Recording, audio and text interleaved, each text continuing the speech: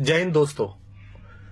मुझे पता नहीं आप किसको सुन रहे हैं, कवि कुमार विश्वास को, एक राजनीतिक पार्टी में काम करने वाले कार्यकर्ता को, सोशल एक्टिविस्ट को, पर थोड़ी देर के लिए मुझे मत देखिए, मैं जो कहना चाह रहा हूं वो सुनिए।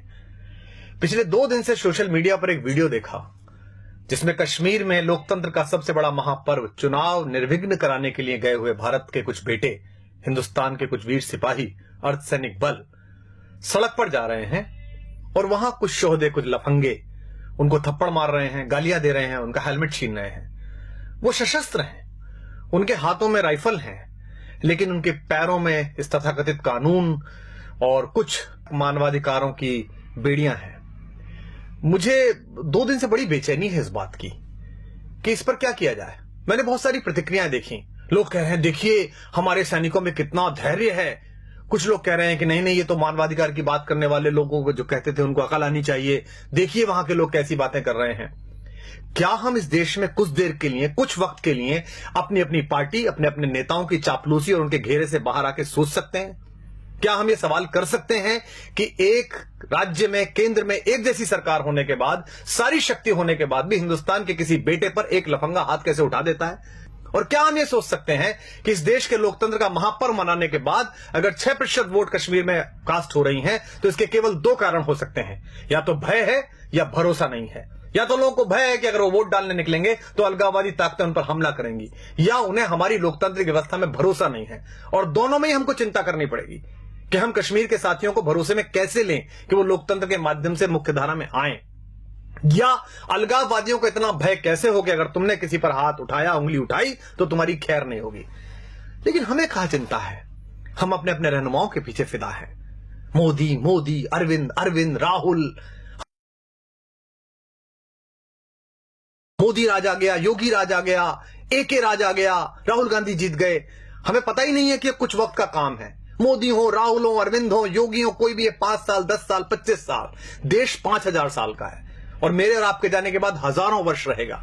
लेकिन सोच के देखिए कि आप कंधार से लेकर ब्रह्म प्रदेश तक थे, लेकिन हमारी इन्हीं चुप्पियों ने और हमारी अपनी अपनी रियासतों, अपने अपने राजाओं के प्रति इन्हीं निष्ठाओं ने इस देश के टुकड़े करा दिए और हम चुप बैठे रहे। और आज हम अपने पूर्वजों को कोसते रहते हैं कि उनके रहते कैसा कैसे बट गया, हमारे रहते हो रहा है। दुष्यंत का एक शेर है, रहनुमाओं की अदाओं पे फिदा है दुनिया, इस बहकती हुई दुनिया को संभालो यारो। प्रधानमंत्री मेरे भी हैं, गृहमंत्री मेरे भी हैं। सदन में बोलने से काम नहीं चलेगा, बाहर एक्शन करके दिखाना पड़ेगा। हमारा एक बेटा वहां जासूसी के आरोप में पकड़ लिया है, बाहर से उठा के ले आए, बंद कर लिया है। हम सदन में चिल्ला रहे हैं, हम सड़कों पे चिल्ला रहे हैं, हम फेसबुक पे आउटरीच दिखा रहे हैं पाकिस्तान के खिलाफ। हम अमेरिका की तरफ मुंह करके कह रहे हैं कि आप पाकिस्तान को आतंकवादी देश घोषित कर दीजिए। क्यों?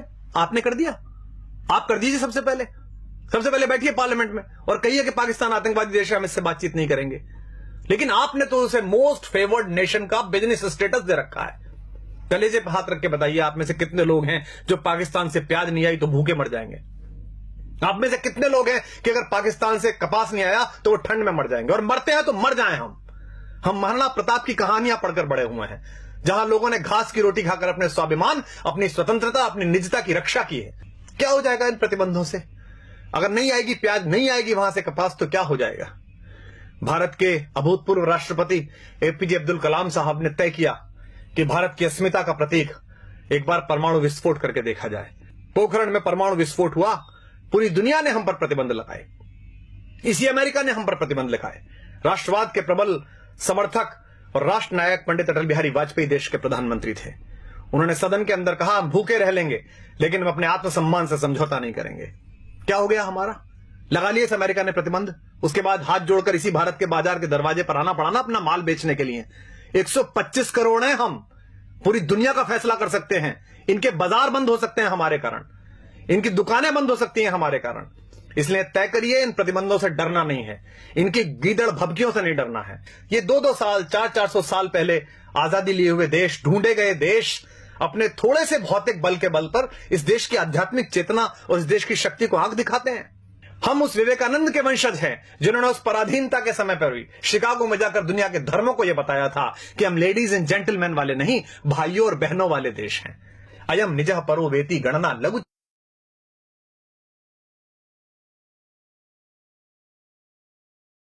ध्यान रखिएगा, युद्ध की संभावना में जी रहे सब देश सुन लें, युद्ध भी है, बुद्ध भी है, जिसे चाहे उसे चुन लें। एक देश अगर आपकी तरफ इतने खतरनाक इरादे रखता है तो आपका व्यवहार समझ में नहीं आता, आप स्वधर्म में ही नहीं, आप तय ही नहीं कर पा रहे कि क्या करेंगे।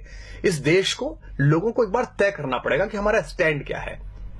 तो आप सबसे अनुरोध है कि ये जब कहा गया कि रहनुमाओं की अदाओं पर फिदा है दुनिया, इस बहकती हुई दुनिया को संभालो यारो, तो दुष्यंत ने इसी गजल में यह शेर भी कहा था कि कौन कहता है कि आकाश में सुराख नहीं हो सकता, एक पत्थर तो तबीयत से उछालो यारो।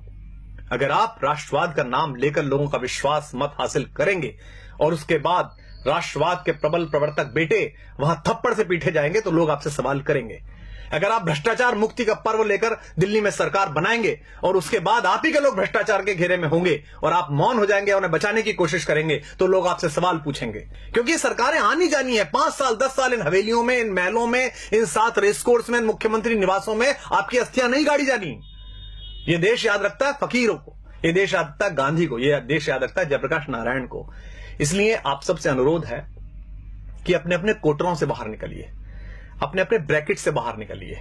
संकट बहुत बड़ा है, इसे हम सामान्य समझ रहे हैं। आपके रहते, आपकी सरकार के रहते, हम सबके रहते कश्मीर में कोई भी हिंदुस्तान का झंडा जला देता है, हम किससे उम्मीद कर।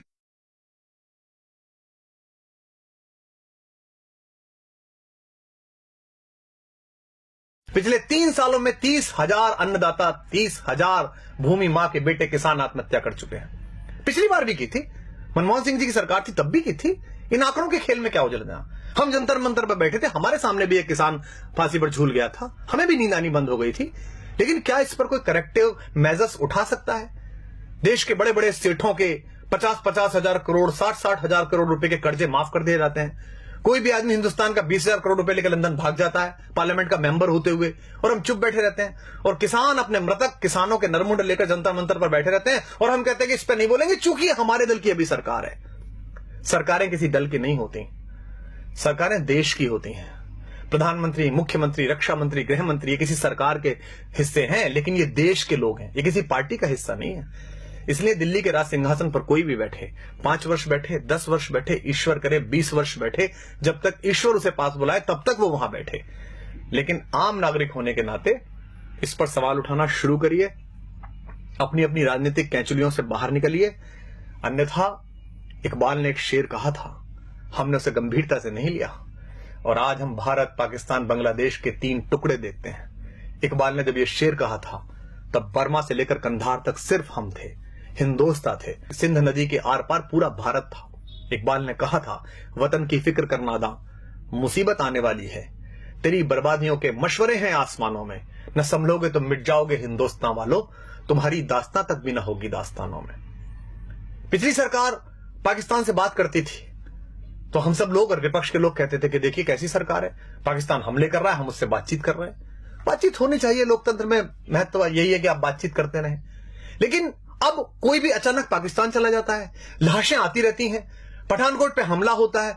जिस आईएसआई को हम 40 साल कहते रहे कि हमारे देश में अस्थिरता फैला रही है, आतंक फैला रही है, उस आईएसआई की टीम बुलाकर और हमारे सैनिकों की अगवानी में सिंहों की पेशी करवा दी कुत्तों के दरबारों में।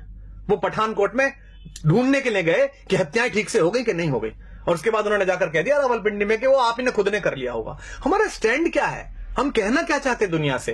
ये देश के सारे कारपोरेट मिलकर एक कॉर्पस फंड नहीं बना सकते जिसमें एक फेंसिंग हो जाए, जिसमें हम उनसे संबंध नहीं रखें? क्या अगले 10 साल 20 साल हम ये भूल सकते हैं कि हमारे आसपास कोई पाकिस्तान नाम का राष्ट्र भी है? हम कभी क्रिकेट खेलते हैं, कभी नहीं खेलते हैं, कभी गुलाम अली को सुनते हैं, कभी नहीं सुनते हैं। उधर से गजल आ जाती है तो हमारी राष्ट्रीयता प्रभावित हो जाती है। धर्मशाला में क्रिकेट खेलनी है उनके साथ और इससे पैसा मिलेगा बीसीसीआई को, इससे कुछ सेठों के धंधे चलेंगे, कुछ लोगों के चेहरे चमकेंगे, तो हम कहते हैं नहीं नहीं, खेल तो होता रहना चाहिए, ऐसे संबंध क्यों खत्म करें? तय करिए कि देश है कि धर्मशाला है, कोई भी कहीं से घुसेगा या नहीं घुसेगा। सरहद पार भारत के जाबाज सैनिक एक ऑपरेशन करके आते हैं, सर्जिकल स्ट्राइक, पूरे देश का सिर गर्व से तन जाता है। कुछ लोग उसमें भी राजनीति करना चाहते हैं, कुछ लोग पोस्टर लगाकर उसका श्रेय लेना चाहते हैं, कुछ लोग सरकार से वो श्रेय छीनना चाहते हैं। दोनों ही गलत है। उन सैनिकों को सलाम जिन्होंने बहादुरी के साथ भारत माता का मान ऊंचा किया और घर में घुस के उन आतंकवादियों को मारा।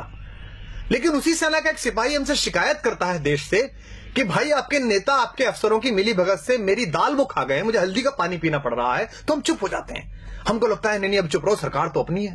वो सिपाही किसका है, सरकार का कि भारत का? वो सिपाही भारतीय जनता पार्टी, आम आदमी पार्टी या कांग्रेस का नहीं है, वो हिंदुस्तान का सिपाही है। अगर आपने उसके हक में बोलना बंद कर दिया तो हिंदुस्तान की माएं अपने बेटों को सजा के सरहद पे भेजना बंद कर देंगे। आप नहीं जाते लड़ने, सैनिक जाता है। इस उंगली में एक पिन घुसा कर देखिए, उससे पता चलता है कितना दर्द होता है। वो सीने पर गोली खाने के लिए तैयार रहता है आपकी दृढ़ता के बल पर। एक सिपाही कहता है कि मुझसे काम कराए जा रहे हैं घरेलू, मेरे प्रति अत्याचार किया जाता है, तो वो गायब हो जाता है, मृत मिलता है, और हम बोलते नहीं है इस पर। मुझे भी याद है, मैं बहुत छोटा था, डॉक्टर मुरली मनोहर जोशी देश के एक बहुत बड़े राष्ट्रवादी नेता, भारत के मानव संसाधन विकास मंत्री बने बाद में, एक प्रखर वक्ता, एक बड़े पढ़े लिखे व्यक्ति, वो लाल चौक पर तिरंगा फहराने के लिए गए थे। जो आज देश के प्रधानमंत्री है नरेंद्र भाई मोदी, वो उस यात्रा के संयोजक थे। हम बड़े खुश थे। हमारे यहाँ कविता लिखी बलबीर सिंह करुण ने, कुछ देशभक्ति के मंत्र वहां हमने जाकर बांचे तो हैं, हम देशद्रोह के विषधर के फन पर चढ़कर नाचे तो हैं, आतंकवाद के अंधड़ को आगे बढ़ ललकारा तो है, धीमा ही सही तमाचा पर उसके मुंह पर मारा तो है। लो हमने जिद पूरी कर दी उस लाल चौक तक जाने की, अगली बारी रावलपिंडी पर यह झंडा फहराने की। हमने कविताएं पढ़ी, तालियां बजाई, मुझे अब भी रोमांच हो रहा है। बहुत अच्छा लगता है जब प्रधानमंत्री दिवाली की छुट्टियों पर सियाचिन जाते हैं, उन सैनिकों को बताने के लिए जाते हैं कि आप मेरे घर के मेंबर हैं। क्या हम में से ऐसा कोई नहीं कर सकता? क्या देश के प्रधानमंत्री, रक्षा मंत्री, देश के गृह मंत्री, मैं साथ चलने के लिए तैयार हूं, आप सब साथ चलने के लिए तैयार हैं। वो पूरे कश्मीर को अपने साथ लें और कश्मीर के लोगों से कहा आइए इस बार का 15 अगस्त लाल किले पर ध्वजारोहण के बाद 2 बजे ध्वजारोहण लाल चौक पर होगा। इतना बड़ा झंडा लगाएंगे हम कि उसकी छाया और उसकी फहर फहर पाकिस्तान तक दिखाई देगी। लेकिन हम बोलते नहीं हैं। लेकिन मैं बोलूंगा और आपको भी बोलना पड़ेगा, क्योंकि स्वर लय ताल छीन लो चाहे, प्राणों से भैरव गाएंगे। हम भी अगर नहीं बोले तो खुद को क्या मुंह दिखलाएंगे? अपनी संततियों के लिए, अपने समय के लिए और अपने देश के लिए खुद को तैयार करिए। अन्यथा ध्यान रखिएगा, जो देश, जो समाज अपने वर्तमान की समीक्षा नहीं करता, उसे इतिहास तो आदर देता ही नहीं है, भविष्य भी उसके लिए रास्ता देने से इनकार कर देता है। तो आप सबसे अनुरोध है, यह कष्ट साझा है, मेरा भी है, आपका भी है, क्योंकि न तेरा है न मेरा है, यह हिंदुस्तान सबका है। नहीं समझी गई ये बात तो नुकसान सबका है। मुझे आशा है कि युग के इस छोटे से चारण की, युग के इस छोटे से चंद्रबरदाई की आवाज इन नवीन पृथ्वीराजों के कान तक पहुंचेगी, इन चंद्रगुप्तों के कान तक पहुंचेगी, चाहे वो दिल्ली के छोटे सिंहासन पर हो या दिल्ली के बड़े सिंहासन पर हो। और आशा है कि अपने सामान्य से नागरिक, एक सामान्य से कवि, एक सामान्य से कार्यकर्ता की बात सुनकर वो इस देश के बारे में गंभीरता से वही सोचेंगे जो ये देश सोचता है। अगर आपको बात ठीक लगी हो तो इसे दूसरों तक पहुंचाइए, इस आवाज को इतनी बड़ी बनाइए कि इस देश की सरकारों को, इस देश में पॉलिसी तय करने वालों को, इस देश की गति नियति की दिशाएं तय करने वाले उन सब लोगों के कानों तक, उनकी आंखों तक ये आवाज पहुंच सके। जय हिंद, जय भारत, वंदे मातरम।